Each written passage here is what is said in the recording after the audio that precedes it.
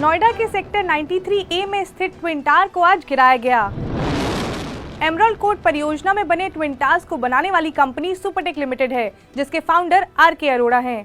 34 कंपनियों के मालिक आर.के. अरोड़ा किसी समय में देश के जाने माने बिजनेसमैन हुआ करते थे, लेकिन अब उनकी कंपनी सुपरटेक का दिवालिया निकल चुका है। अब आप सोच रहे होंगे कि आर.के. अरोड़ा कौन है और कैसे सुपरटेक का दिवालिया निकला। तो आज इस वीडियो में हम जानेंगे कि कैसे अर्श से फर्श तक गर्त में समाता चला गया सुपरटेक और उसके मालिक आर.के. अरोड़ा। नमस्कार, मेरा नाम स्वर्णा और आप देख रहे हैं अनकट।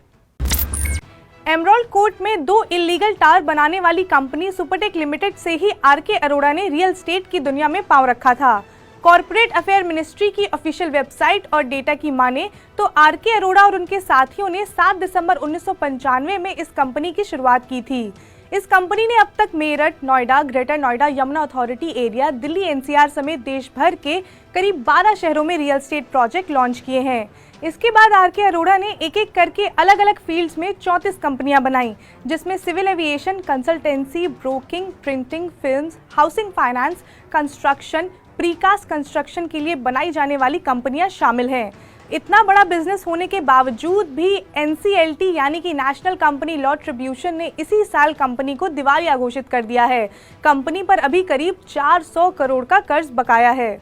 आर.के. अरोड़ा के साथ उनकी पत्नी संगीता अरोड़ा भी उनके कारोबार में हिस्सेदार हैं। 1995 में आर.के. अरोड़ा ने अपनी पहली कंपनी सुपरटेक लिमिटेड की नींव रखी, तो ठीक 4 साल बाद 19 फरवरी 1999 को संगीता अरोड़ा ने दूसरी company Supertech builders and promoters private limited खड़ी की।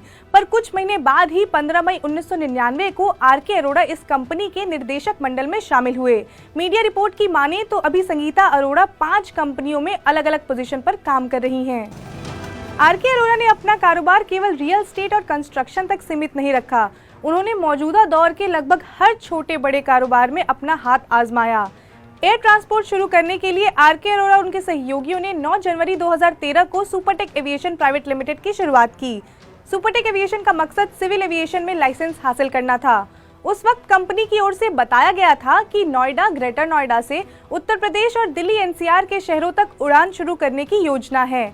हालांकि बाद में यह प्रोजेक्ट सक्सेसफुली डिलीवर नहीं हो पाया। इससे पहले आर.के. अरोड़ा ने 10 सितंबर 2009 को सुपरटेक फिल्म्स प्राइवेट लिमिटेड नाम की कंपनी बनाई थी।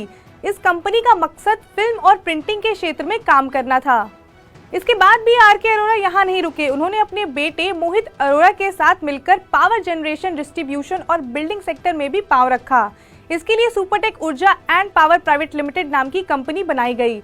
17 मार्च 2011 को बनी इस कंपनी में बाप बेटे दोनों ही डायरेक्टर थे।